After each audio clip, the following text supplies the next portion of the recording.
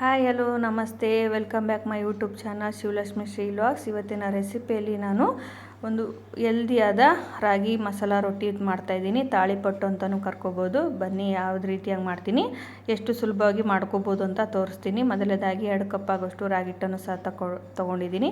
ಹಾಗೆ onion, chilli ಮತ್ತು ಕೊತ್ತಂಬರಿ ಸೊಪ್ಪನ್ನು ಚಾಪರಲ್ಲಿ ಚಾಪ್ ಮಾಡಿ ಇಟ್ಕೊಂಡಿದ್ದೀನಿ. ಹಾಗೆ ಸೌತೆಕಾಯಿ, ಕ್ಯಾರೆಟು ಸಹ ತುರ್ಕೊಂಡು ಇಟ್ಕೊಂಡಿದ್ದೀನಿ. ಆದಷ್ಟು ಸಣ್ಣದಾಗಿ ವೆಜಿಟೇಬಲ್ಸ ಕಟ್ ಮಾಡ್ಕೊಳ್ಳಿ, ಯಾಕಂದರೆ ರೊಟ್ಟಿ ತಟ್ಟುವಾಗ ಕಿತ್ಕೊಳ್ಳೋ ಚಾನ್ಸ್ ಇರುತ್ತೆ.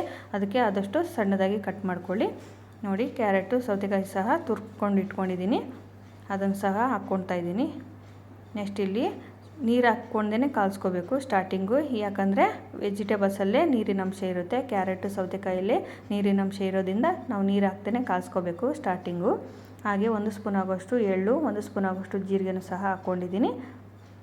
ನೆಕ್ಸ್ಟು ರುಚಿಗೆ ತಕ್ಕಷ್ಟು ಉಪ್ಪು ಸಹ ಆ್ಯಡ್ ಮಾಡ್ಕೊಂಡಿದ್ದೀನಿ. ಖಂಡಿತ ಈ ಸಮ್ಮರ್ ಸೀಸನಲ್ಲಿ ಈ ರೆಸಿಪಿ ಟ್ರೈ ಮಾಡಿ ಅಂತ ಹೇಳ್ತೀನಿ. ಹೆಲ್ದಿಯಾಗೂ ಕೂಡ ಇರುತ್ತೆ, ಯಾಕಂದರೆ ವೆಜಿಟೇಬಲ್ಸ್ ಹಾಕಿರೋದ್ರಿಂದ ಹೆಲ್ದಿಯಾಗೂ ಕೂಡ ಇರುತ್ತೆ. ನೋಡಿ, ಫಸ್ಟಿಗೆ ಸ್ಟಾರ್ಟಿಂಗ್ ಈ ರೀತಿಯಾಗಿ ವೆಜಿಟೇಬಲ್ಸಲ್ಲೇ ಹಿಟ್ಟನ್ನು ಚೆನ್ನಾಗಿ ಕಾಲ್ಸ್ಕೋಬೇಕು. ನಾನು ಇಲ್ಲಿ ತಣ್ಣೀರು ಯೂಸ್ ಮಾಡ್ತಾಯಿಲ್ಲ, ಬಿಸಿನೀರನ್ನು ಯೂಸ್ ಮಾಡ್ತಾಯಿದ್ದೀನಿ. ಸ್ವಲ್ಪನೇ ನೀರು ಹಾಕ್ಕೊಂಡು ಕಾಲ್ಸ್ಕೋಬೇಕು. ಜಾಸ್ತಿ ತೆಳ್ಳಗಾಗಲಿ ಜಾಸ್ತಿ ಗಟ್ಟಿಯಾಗಲಿ ಮಾಡ್ಕೊಬಾರ್ದು, ಮೀಡಿಯಮ್ಮಾಗಿ ನೋಡಿಕೊಂಡು ಕಾಲ್ಸ್ಕೊಳ್ಳಿ. ನೋಡಿ, ಈ ರೀತಿಯಾಗಿ ನಾದ್ಕೊಂಡಿದ್ದೀನಿ. ಯಾವುದೇ ರೀತಿಯಾಗಿ ನೆನೆಸೋ ಅವಶ್ಯಕತೆ ಇಲ್ಲ, ಹಾಗೇನೋ ತಕ್ಷಣಕ್ಕೆ ಸಹ ಮಾಡ್ಕೋಬೋದು. ಸಾಫ್ಟಾಗಿ ಮಾಡೋದ್ರಿಂದ ಮಕ್ಕಳಿಗೆ ತುಂಬಾ ಇಷ್ಟಪಟ್ಟು ತಿಂತಾರೆ. ಅದಕ್ಕೆ ನಾನು ಬಿಸಿನೀರನ್ನು ಯೂಸ್ ಮಾಡಿದರೆ ರೊಟ್ಟಿ ಸಾಫ್ಟಾಗಿರುತ್ತೆ. ನೀವು ಯಾವ ಟೈಮಲ್ಲಿ ಸಹ ಮಾಡ್ಕೊಂಡು ತಿನ್ಕೋಬೋದು, ಚೆನ್ನಾಗಿರುತ್ತೆ. ನೈಟು, ಮಾರ್ನಿಂಗು, ಈವ್ನಿಂಗು ಯಾವ ಟೈಮಲ್ಲಿ ತಿನ್ನಬೇಕು ಅನಿಸುತ್ತೋ ಆ ಟೈಮಲ್ಲಿ ಮಾಡ್ಕೊಂಡ್ರೆ ಚೆನ್ನಾಗಿರುತ್ತೆ.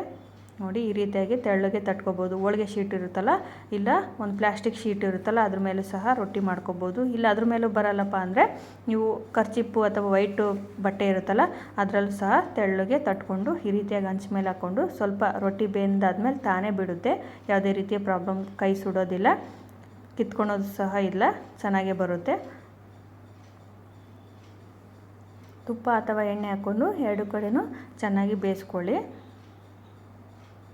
ಈ ಸಮ್ಮರ್ ಸೀಸನಲ್ಲಿ ತಂಪಾಗಿರುವಂಥ ಐಟಮ್ಸ್ ತಿನ್ಕೋಬೇಕಂದ್ರೆ ರಾಗಿ ಮುದ್ದೆ, ರಾಗಿ ರೊಟ್ಟಿ, ಹಾಗೆ ರಾಗಿ ಅಂಬಲಿ, ಮಜ್ಜಿಗೆ, ಮೊಸರು ಜಾಸ್ತಿ ಯೂಸ್ ಮಾಡಿ. ಆದಷ್ಟು ಹೆಲ್ದಿಯಾಗಿರ್ಬೋದು, ಸಮ್ಮರ್ ಮುಗಿಯೋ ತನಕಲೂ ಹೆಲ್ದಿಯಾಗಿರ್ಬೋದು. ನೋಡಿ, 2 ಕಡೆನೂ ಚೆನ್ನಾಗಿ ಬೇಯಿಸ್ಕೊಳ್ಳಿ. ನಾನಿಲ್ಲಿ ಚಟ್ನಿ ಪೌಡ್ರ್ ಯೂಸ್ ಮಾಡ್ಕೊತಾ ಇದ್ದೀನಿ, ಸರ್ವ್ ಮಾಡ್ತಾಯಿದ್ದೀನಿ ಚಟ್ನಿ ಪುಡಿ ಜೊತೆಗೆ. ನೀವು ಚಟ್ನಿ ಅಥವಾ ಸಾಂಬಾರು, ಸಾಗು, ವೆಜಿಟೇಬಲ್ ಸಾಗು ನಿಮ್ಮ ಮನೇಲಿ ಯಾವುದನ್ನು ಮಾಡಿರ್ತೀರ ಅದ್ರ ಜೊತೆನೂ ಸಹ ಈ ರೊಟ್ಟಿ ತಿನ್ಕೋಬೋದು, ಚೆನ್ನಾಗಿರುತ್ತೆ.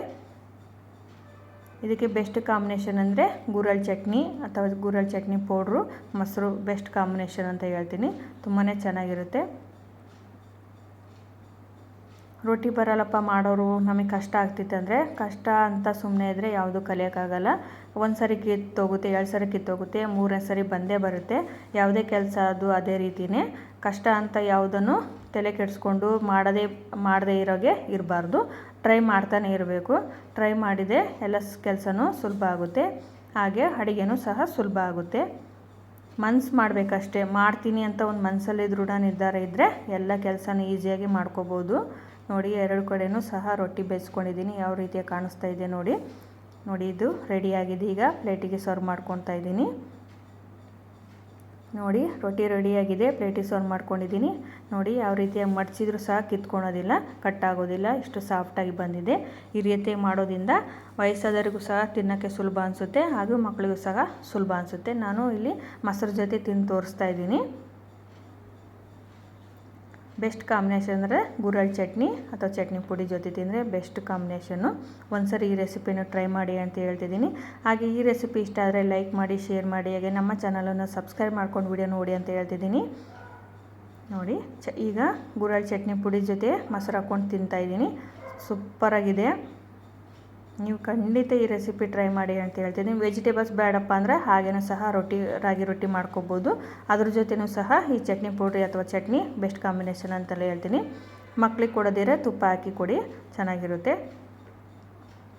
ನೋಡಿ, ಇದಾಗಿತ್ತು ಇವತ್ತಿನ ರೆಸಿಪಿ. ಈ ರೆಸಿಪಿಯೊಂದಿಗೆ ಇವತ್ತಿನ ವ್ಲಾಗನ್ನು ಸಹ ಮುಗಿಸ್ತಾ ಇದ್ದೀನಿ. ವಿಡಿಯೋ ನೋಡಿದ ನಿಮ್ಮೆಲ್ಲರಿಗೂ ಧನ್ಯವಾದಗಳನ್ನು ತಿಳಿಸ್ತಾ ಇವತ್ತಿನ ರೆಸಿಪಿಯೊಂದಿಗೆ ಮುಗಿಸ್ತಾ ಇದ್ದೀನಿ. Thank you so much. Video ನೋಡಿದ ನಿಮ್ಮೆಲ್ಲರಿಗೂ thank you so much. Next ವಿಡಿಯೋದಲ್ಲಿ ಮತ್ತೆ ಸಿಗ್ತೀನಿ.